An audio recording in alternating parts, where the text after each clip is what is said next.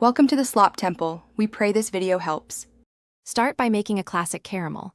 Combine 3/4 cup sugar and 1/4 cup water in a small heavy saucepan.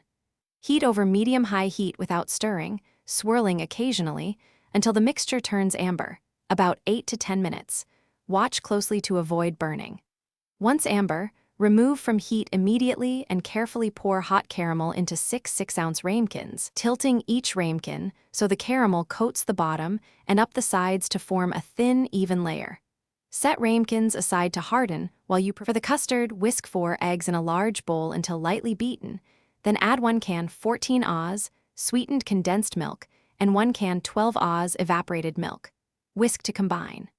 Stir in 1 cup whole milk and 1 tablespoon vanilla extract to create a smooth, balanced vanilla profile and moderate sweetness.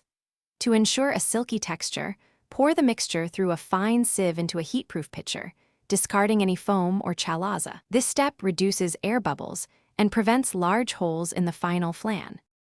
Arrange the filled ramekins in a deep baking pan and pour hot water into the pan until it reaches halfway up the sides of the ramekins, creating a stable water bath for even cooking.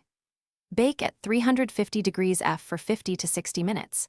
The custard should be set around the edges and still jiggle slightly in the center when gently shaken. Remove ramekins from the water bath, cool to room temperature, then chill at least 4 hours or overnight to unmold. Run a thin knife around the edge, invert onto a plate, and let the caramel sauce flow over the flan.